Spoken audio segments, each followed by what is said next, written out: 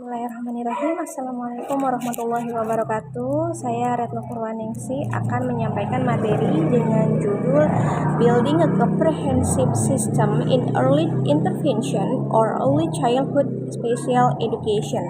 Di sini akan membahas tentang bagaimana membangun sistem asesmen komprehensif pada intervensi dini anak usia dini berkebutuhan khusus. Nah, asesmen sendiri atau penilaian sendiri bermaksud atau berarti bahwa asesmen itu membantu mencapai tujuan atau hasil tertentu.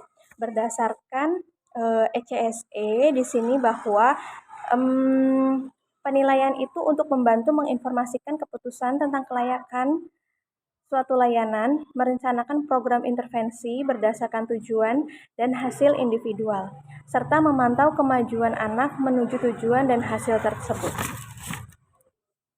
Selanjutnya, untuk asesmen anak usia dini berkebutuhan khusus itu menurut ECSE terbagi menjadi 5 fungsi atau tujuan penilaian atau asesmen.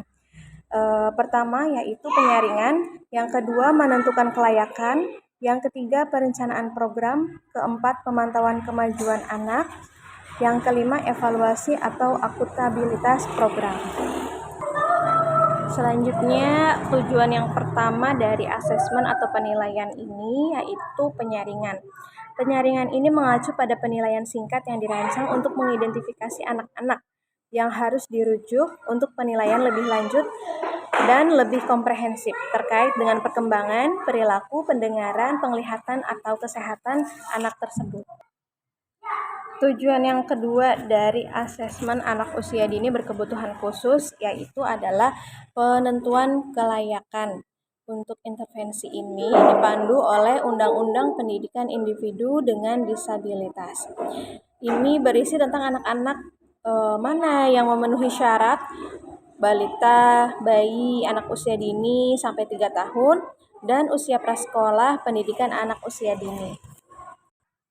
Tujuan yang ketiga dari asesmen anak usia dini berkebutuhan khusus yaitu perencanaan program penilaian.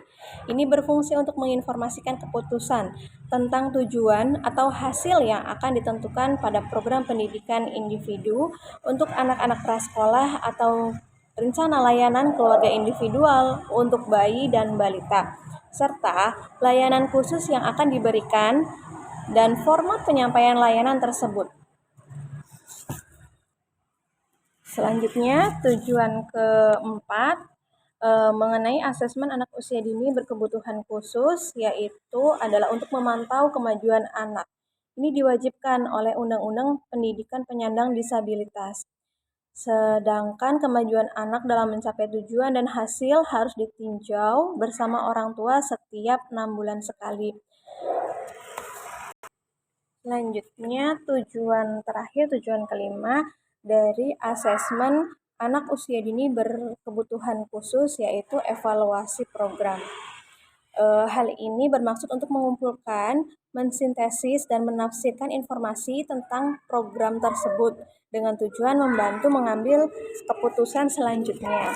Nah, ini berfokus pada penilaian variabel atau proses seperti misalnya jam layanan suatu program tersebut.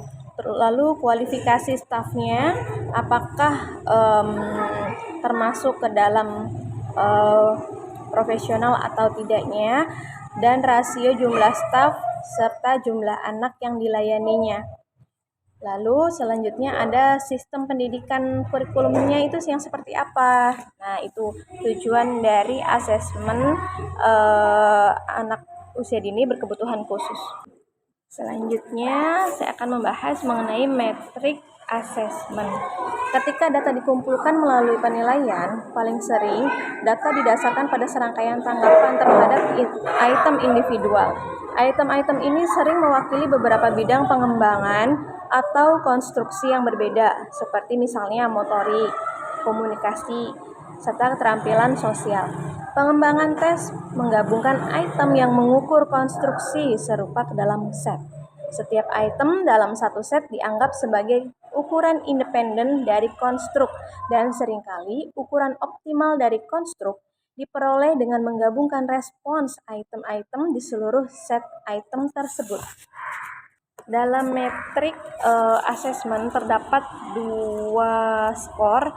Yang pertama itu adalah skor pertumbuhan yang mengacu pada sekumpulan metrik yang membandingkan kinerja anak dengan kinerja mereka sendiri sepanjang waktu. Jadi misalnya anak tersebut memperoleh keterampilan baru di prasekolahnya, lalu dibandingkan dengan skor dari awal penilaian di awal tahun ajaran dan akhir tahun ajaran. Skor yang pertama yaitu pertumbuhan, skor yang kedua yaitu skor setara usia.